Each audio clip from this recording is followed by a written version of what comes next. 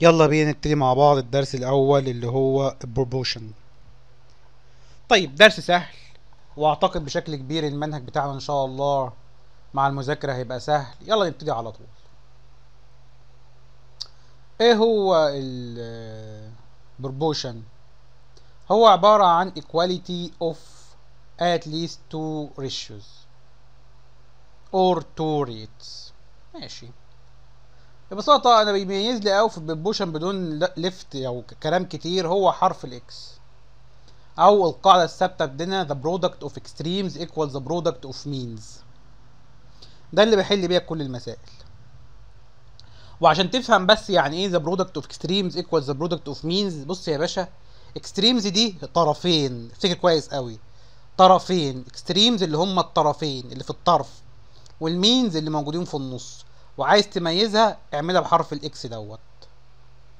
طيب تعال نحل مسائل. مثلا يقول لك الشكل اللي قدامنا ده بيعبر عن البروبوشن ولا لا؟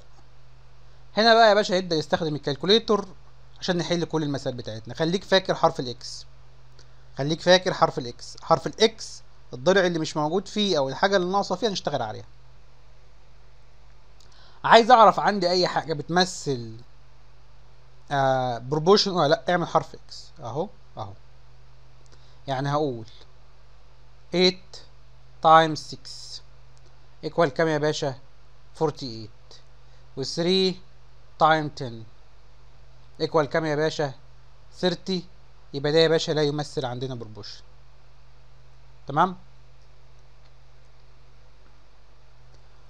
نفس الكلام جالك سؤال زي ده مثلا، هتعمل 8 تايم 15 وهتاخد 12 تايم 10. لو طلعوا قد بعض يبقى ده فعلا the product of extremes equals the product of means، ده يمثل فعلا عندنا بروبوشن.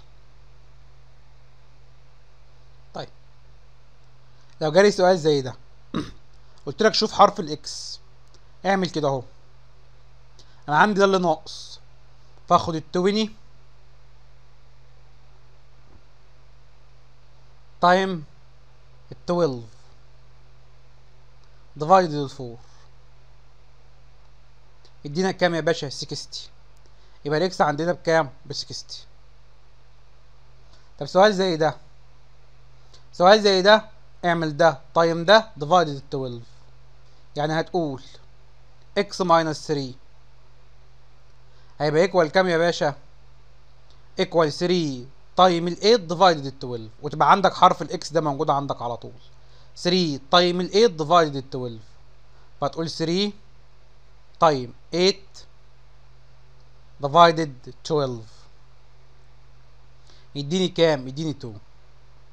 طبعا عندنا قاعدة ان احنا بنودي عندنا left hand side و right hand side، هيودي ده بعكس الساين هناك، هيبقى x equal 5.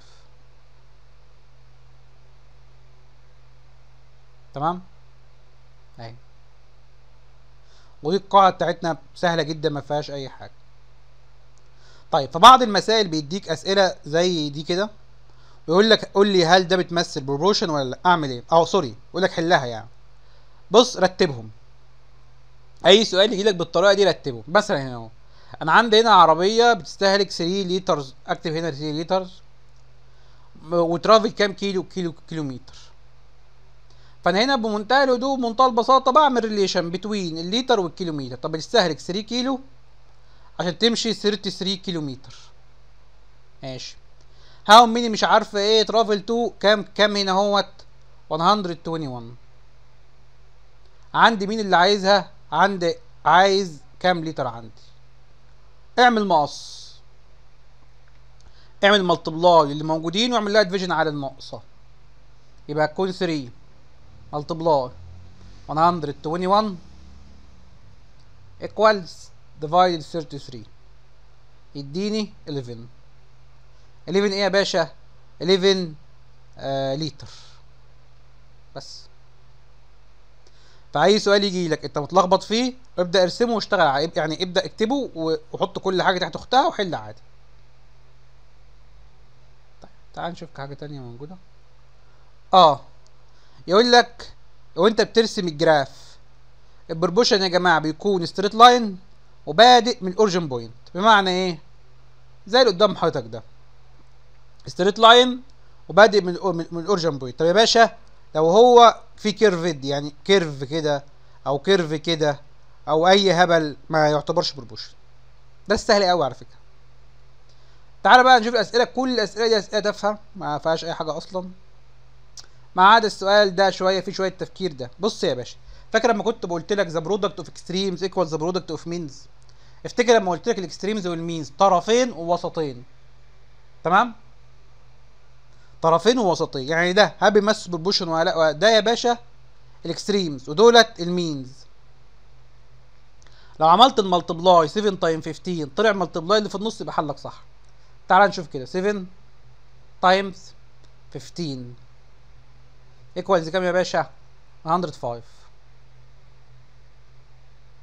اعمل يا باشا 8 تايم 14 ايكوالز كام يا باشا؟ 112. هل الاتنين قد بعض؟ لا، يبقى حلك ما ينفعناش. السلام عليكم ورحمه الله وبركاته. طيب بيديني مساله زي دي مثلا، سؤال زي ده، سؤال زي ده، هقول ذا برودكت اوف اكستريمز ايكوال ذا برودكت اوف مين. يعني 2 ملتبلاي 3 ديفايد ال 1 ايكوال بي بلس 1. يعني بي بلس 1 هيبقى ايكوال كام يا باشا؟ 2 ملتبلاي 3 ب 6. طيب يبقى هنا البي بكام؟ ب 5. عايز تتاكد ان حل صح، شيل البي وحط 5، هتبقى هنا 6. 1 ملتبلاي 6 ب 6 و 3 ملتبلاي 2 ب 6. ماشي. طيب جالك اي سؤال ما زي ده مثلا، هتحط هنا عندك كام ابل وعندك كام ال اي.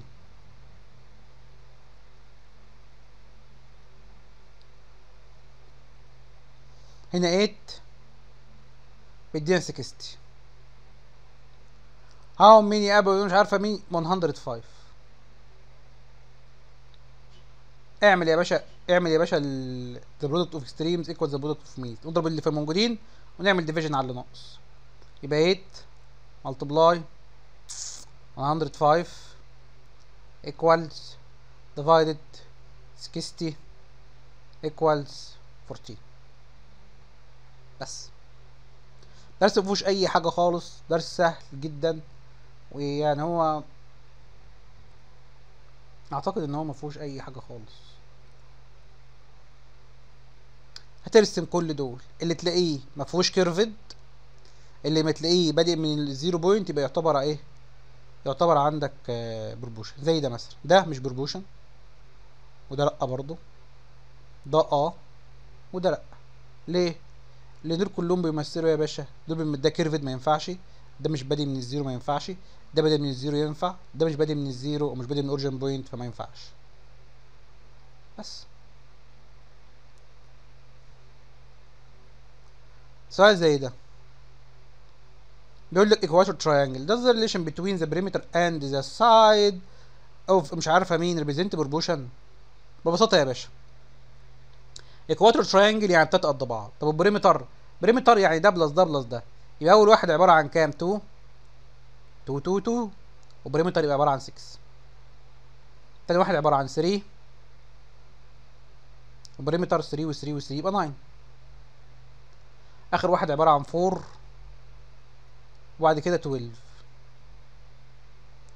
شوف يا باشا دي صح ولا لا؟ 2 ملتبلاي 9 كلهم بيمثلوا كام؟ كلهم بيمثلوا 1 اوفر 3 اصلا، يبقى ده بربوش. واعملها يا باشا، 2 ملتبلاي ده 2 ملتبلاي 9 ب 18، 3 ملتبلاي 6 ب 18، 2 ملتبلاي 12 ب 24، 6 ملتبلاي 4 6 ملتبلاي 4 ب 24، يبقى ده يمثل عندنا بربوش. الدرس ده يعني درس ما فيهوش اي حاجه اصلا، تمام؟ بس درس سهل بسيط، ما فيهوش اي حاجه صعبه. خدنا فيه كام دقيقه نشرحه؟ 9 دقايق، والله كتير عليه. مش عارف ناخد الدرس اللي بعديه ولا ايه، ولا عشان خاطر انتوا في اول السنه خليه درس كده كبدايه، وبعد كده نبدا ايه نخش في التقيل معانا. شكرا لكم.